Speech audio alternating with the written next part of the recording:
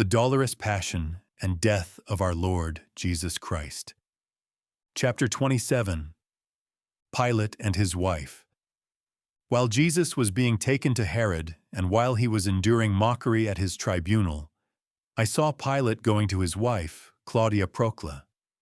They met at a summer house in a terraced garden behind Pilate's palace. Claudia was trembling and agitated. She was a tall, fine-looking woman, though rather pale. She wore a veil that fell gracefully in the back, but without concealing her hair, which was wound round her head and adorned with ornaments. She wore earrings and necklace, and her long plaited robe was fastened on her bosom by a clasp.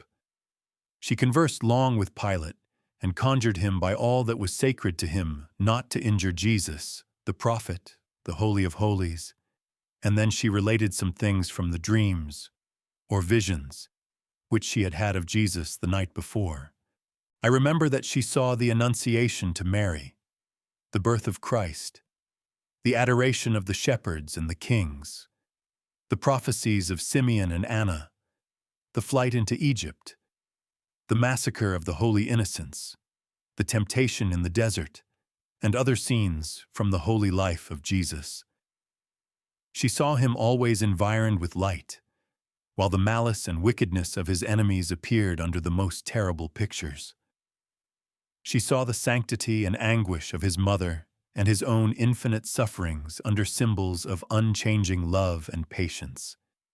She endured unspeakable anguish and sadness, for these visions, besides being something very unusual for her, were irresistibly impressive and convincing.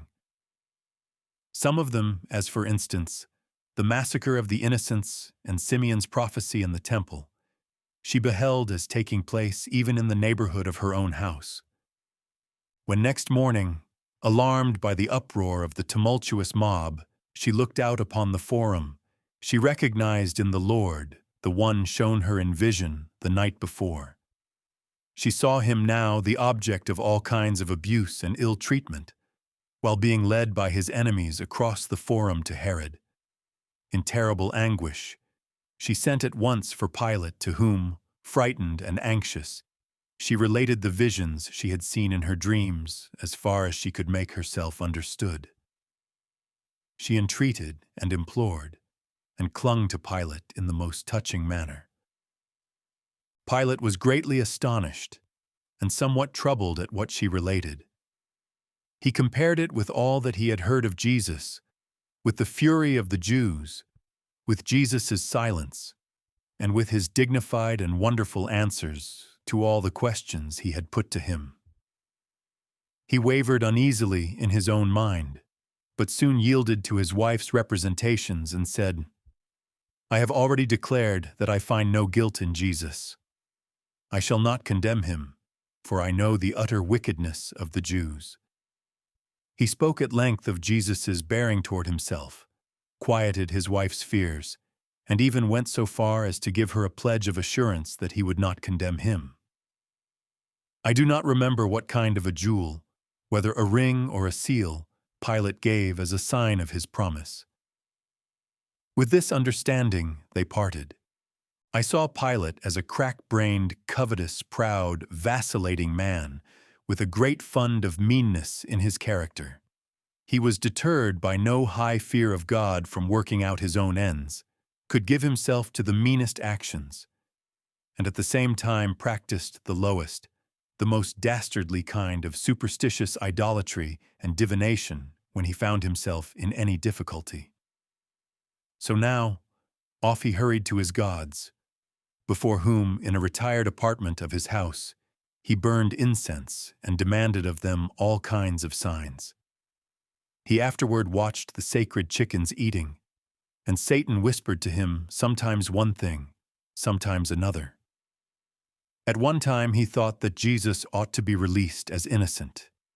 Again, he feared that his own gods would take vengeance on him if he saved the life of a man who exercised so singular an influence upon him that he believed him some kind of demigod, for Jesus might do much harm to his divinities.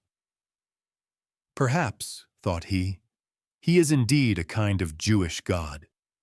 There are so many prophecies that point to a king of the Jews who shall conquer all things. Kings from the star worshippers of the East have already been here seeking such a king in this country. He might, perhaps, elevate himself above my gods and my emperor, and so I should have much to answer for if he does not die. Perhaps his death would be a triumph for my gods. Then came before him the remembrance of the wonderful dreams of his wife, who had never seen Jesus, and this remembrance weighed heavily in favor of Jesus' release in the wavering scales held by Pilate. It looked now as if he were resolved to release him. He wanted to be just, but he attained not his aim for the same reason that he had not waited for an answer from Jesus to his own question, "What is truth?"